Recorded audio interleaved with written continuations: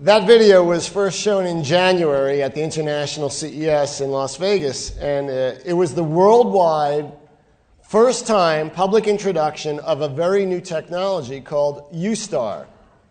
UStar allows anyone to put themselves in over 4,000 different video scenes from classic Hollywood movies.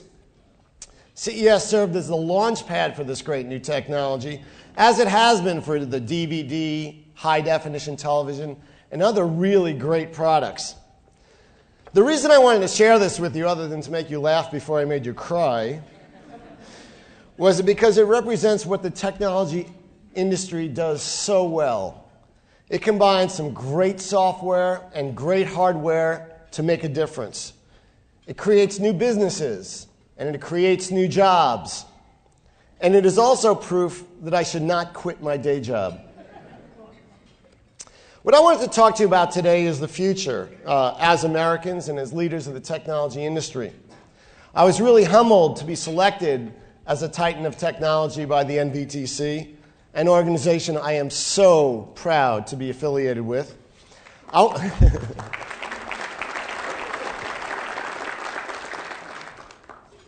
I do want to be respectful of your time and be careful to engage you on the biggest issues of the day.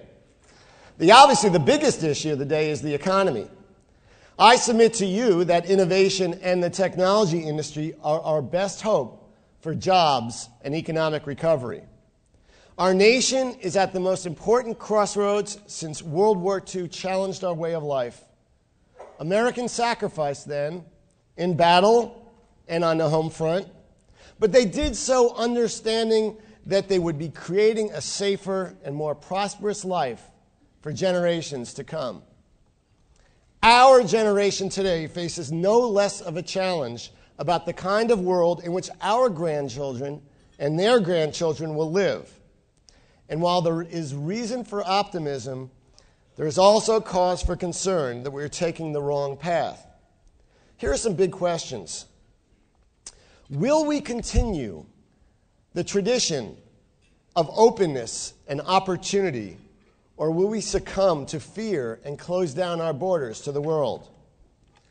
Will we give our citizens the opportunity to succeed, or will we, in the name of compassion, create a society where success is no longer truly possible? Will we invest in our future so our next generation can share in the American dream, or will we live selfishly today? I believe we live in the greatest nation on earth. Our strength has come from our creativity and innovation. We have succeeded because our nation started with a simple premise. If you want a better life, you should come here.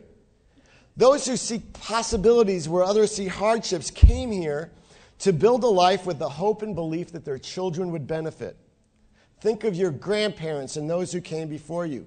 They sacrificed not knowing what would be here so that you could sit in a nice room like this and have a wonderful breakfast. The history of the United States is a history of immigrants wanting something better and working hard to get it. Each generation has succeeded in passing on a legacy of a better life for the next generation. So with this simple premise of openness and trying to find a better life, we did manage to attract the best and brightest to the United States. For over 2 centuries they came, and we really got the cream of the crop these last few decades as the world's brightest students filled our universities and the savviest entrepreneurs started many of our high-tech companies. Think of Intel, Qualcomm, and other Silicon Valley and Northern Virginia IT companies that were started by first-generation immigrants. Former NVTC chairman and my close friend Sudhakar Shenoy is a great example of a brilliant immigrant who created IMC, a company now which employs lots of Americans. Or take recent English immigrants, Flora Nichols and Paul Gator, entrepreneurs who started Brainwave, a wonderful Virginia marketing firm. Or Deepak Athirami, who began Vistronics. These are people that took the risk, came here, and are employing other Americans. Our nations of immigrants attracting the best and the brightest has made us strong. We're the most diverse nation on earth. In fact, it's in our DNA to be creative, innovative, and always try to lift the bar and to do better. Our legal system has supported this spirit of innovation, giving us the freedom to try new things and to question our government's policies. Our Constitution uniquely gives us the First Amendment that encourages us to have different opinions and to challenge the status quo. And our political system is based on debate. Our secret as a society is that we simply do not rest on our laurels. By constantly striving to do better, we have continually reinvented ourselves as a nation. A citizen from 1909 would barely recognize what our nation looks like today. From agriculture to manufacturing to services to high tech, our economy has continually transformed. That focus on renewal has rewarded us with the most robust, creative, and innovative workforce in the world. Our unmatched technical expertise is demonstrated by such companies as Apple, Cisco, IBM, Intel, HP, Motorola, Qualcomm, and TI. Our software from Microsoft, Oracle, and hundreds of others leads the world. We created the internet. In fact, one of the founders is sitting at my table over here. And we also, Dr. Robert Kahn, and we have the world's leading online companies like Google, Amazon, E-Trade, eBay, Facebook, and scores of others. Think about our creative community. Hollywood and independent film producers, our music industry, our writers and our magazines and our books. They not only produce jobs, but they allow us to export our language and our culture and our way of life. We are wealthy and successful as a nation because we are the most creative, the most entrepreneurial, and the most innovative nation on the earth. We have been successful because of our history and our culture, and because of the rewards that a free market gives to those who cut through the clutter and rise to the top. Our innovation is unparalleled, and while other nations may take our ideas and improve upon them, we remain the world's leader in innovation and creativity. Our national strategy to accomplish this has been to rely upon the free marketplace and upon free trade to export our creativity, our innovation, and ideas. We have succeeded as a nation because we've embraced strong intellectual property protection. We have encouraged creativity and innovation, and we have rewarded the entrepreneurs who do things differently. Innovation is the answer to many of the challenges we face. Here are some of the big challenges. Think about them. Reliance on foreign fuel. We'll meet that. Energy efficiency, smart grids, and the benefits of telework and broadband. This is innovation, creativity, and flexibility addressing a real problem. Concerns about terrorism, computer viruses, spamming, and national security. We'll address that through innovation and technology by many of the companies represented in this room in Northern Virginia. Our healthcare system. It will be modernized by introducing technology that enables our citizens to get the very best care, whether in a doctor's office or in the privacy of their own home. In short, American know-how and a can-do spirit combined with our moxie and innovation will provide solutions that generate also sellable products and services around the world. And I believe our best innovation and creativity is yet to come. The digital revolution, the internet, biometrics, nanotechnology, robotics, sensing technology, and other new and emerging technologies are ripe for development and further breakthroughs. The progress in many of these areas is logarithmic. Our challenge, though, is to make sure we don't do anything to veer from the strategy that has made us successful. And that's what concerns me. And uneasiness exists, not only in this very room, but at the dinner tables, in the living rooms, and in the offices where we work and where we live. There is a fear that we are heading down a path that veers us from the strategy that has made us successful. With the panic of an economic downturn, we have borrowed from our children and racked up more debt in a few years than we have in the last 50. In 2008, our country paid about $500 billion in interest on our debt. And this was at an interest rate approaching 0%. What's going to happen in a few years when our interest rates inevitably rise and the debt nearly doubles? How can our government perform any services, make any investments, or even provide a national defense when our debt payments surpass $1 trillion a year. Now, just think of the past few months. We spent almost $2 trillion on the so-called stimulus packages and on bailing out companies that made bad decisions. We've dug a pretty deep hole. And we did so with very little discussion, the absence of scrutiny, and almost no real debate or substantive focus on the level of debt we are incurring and how it will actually affect our future. The White House just announced that the 2009 budget deficit is now projected to reach $1.75 trillion. The highest previous single-year deficit in inflation-adjusted terms was 1943, the height of World War II. The 2009 deficit will be triple that size in inflation-adjusted terms. That means when everything was bad in 1943, and we were all focusing on this war effort, putting money into everything, we had a deficit. Well, this year, it's triple that on an equal dollar basis, inflation-adjusted. The 2009 deficit will be 12.3% of GDP, the highest level since 1945. And by 2017, our total national debt will be larger than our GDP. Mark my words, this debt will threaten our way of life. If we can't borrow, then our children can't get the mortgage to buy a house.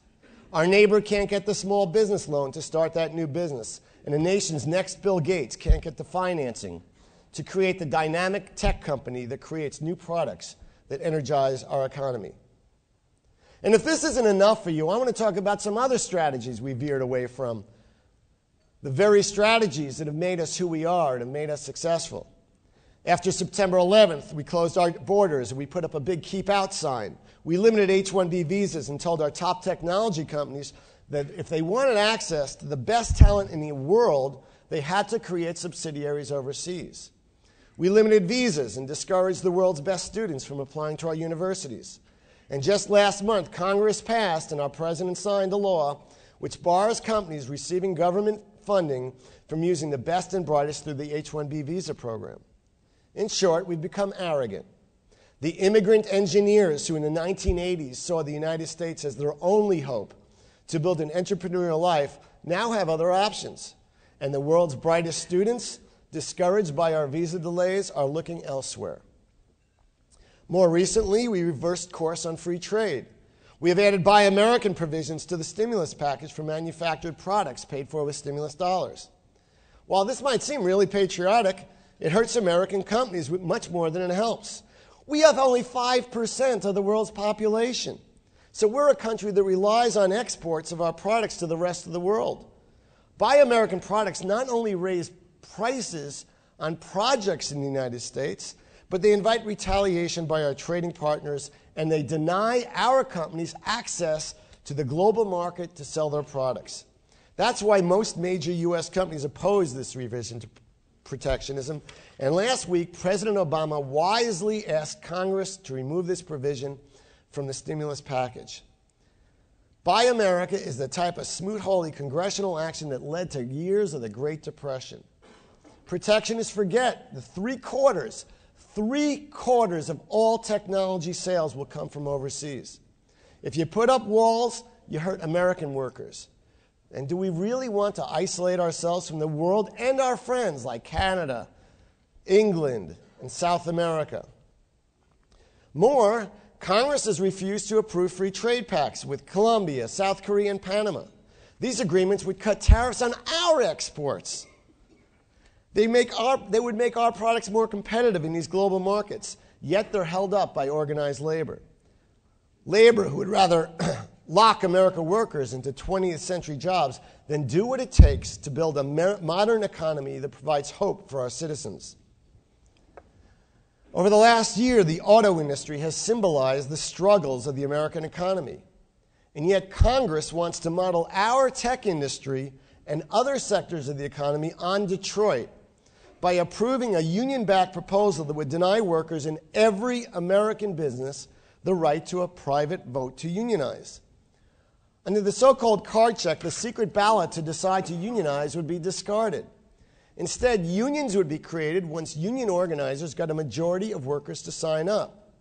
The right to a private ballot, which has made our nation great and has balanced our labor laws throughout history, would be eliminated. Even worse, if an agreement between union and management is not reached in 120 days, a government arbitrator comes in and sets the conditions of work. Imagine how this would work in a tech company. Successful tech companies are flexible. They ramp up and they ramp down quickly. They attract good people and they pay well. The average tech worker made $78,000 last year, a 4.5% increase over 2007.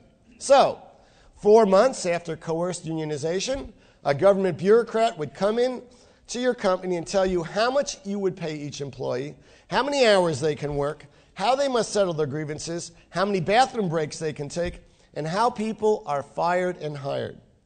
Can you imagine the absurdity of this in a technology company trying to beat competitors to market or fill a government contract with innovative software?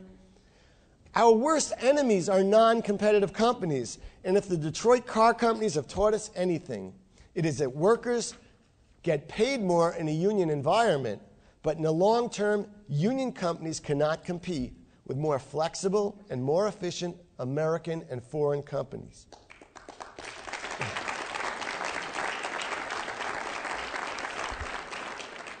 And I'm so happy that NVTC, under Bobby Kilberg and the board, has taken such a leadership role on CardCheck. CEA and NVTC are the only tech organizations that have stood up on this. Not one other tech organization has taken a position. Let me be clear. The CardCheck proposal and the bailouts are bad for America. It's not patriotic to prop up failing industries so that a citizen has a job today, but no real hope in the future. And it's not the American way to bail out our losing companies and those who bought houses they couldn't afford, when it means our children will be destined to a lower standard of living. We must let companies fail. If we don't, we will not encourage innovation.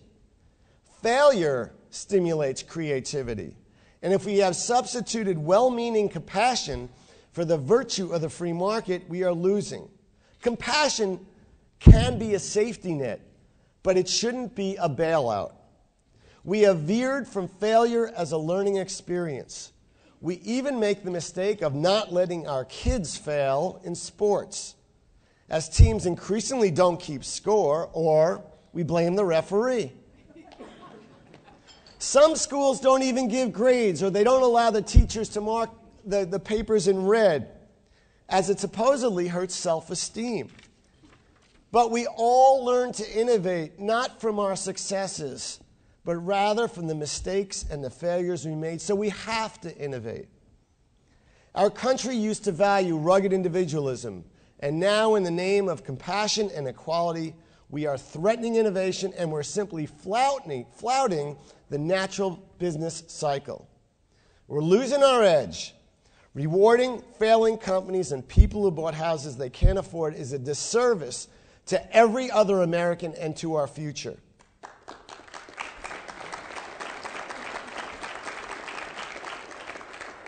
We can do better. We must pass along to our children and their children a better world and a better life built on the foundation of innovation that has marked our history. If we focus on exports, avoid further debt, and don't lose on CardCheck, we will come out this recession with a strong, technology-driven economy. We are in the midst of an unprecedented storm that will not blow out to sea until we stop panic spending our grandchildren's money. We need to step back and take a first do-no-harm approach to further legislative action. If there are more stimulus packages, they deserve hearings and public vetting. We need the best ideas that America has to offer. CEA offers to help Congress and the administration evaluate proposed legislation to ensure that an economic recovery, not the pet projects of congressional leaders or lobbyists, are the ultimate goal. To help, we've developed a 6-point checklist that we are providing to policymakers to help them engage in this important analysis.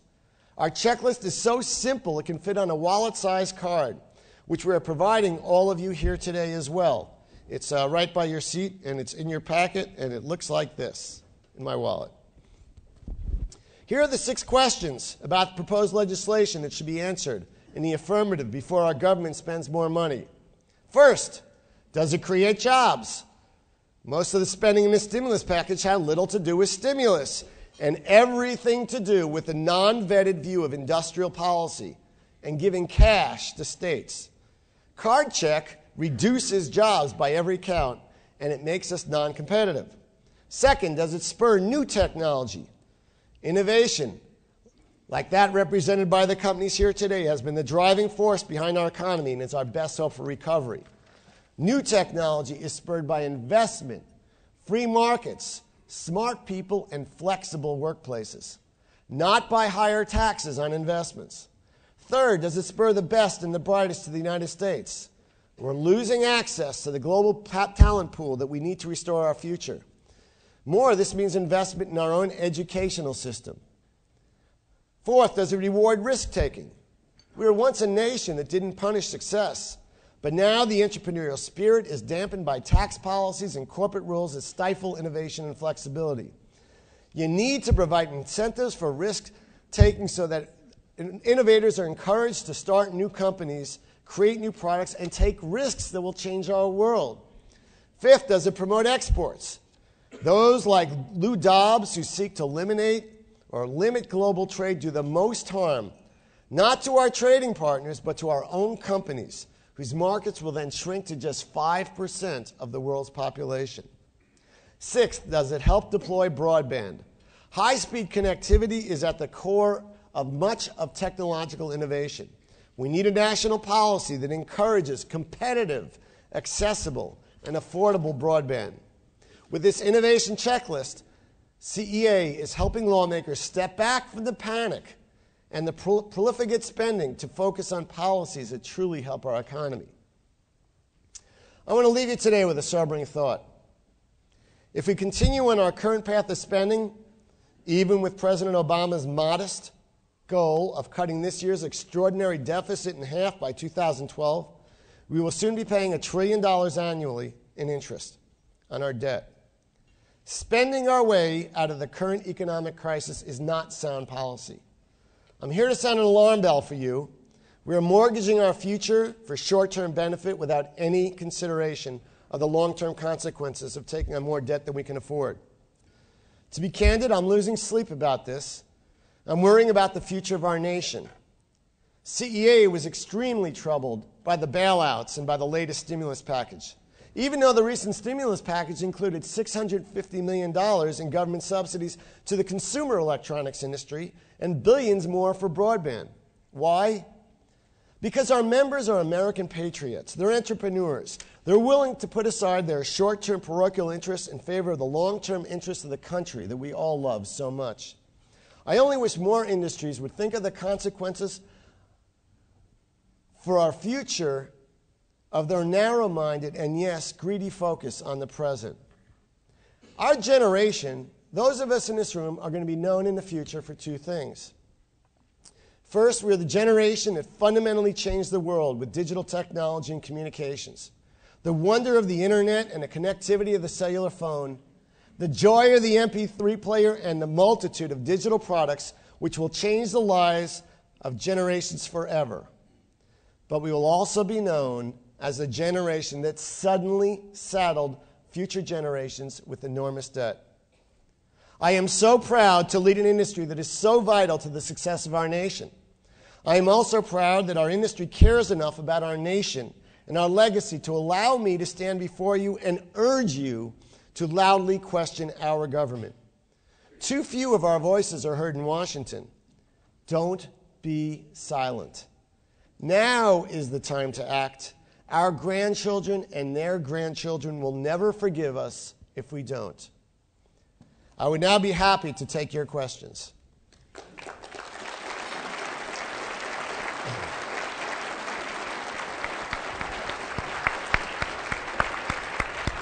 That was great. Thank you.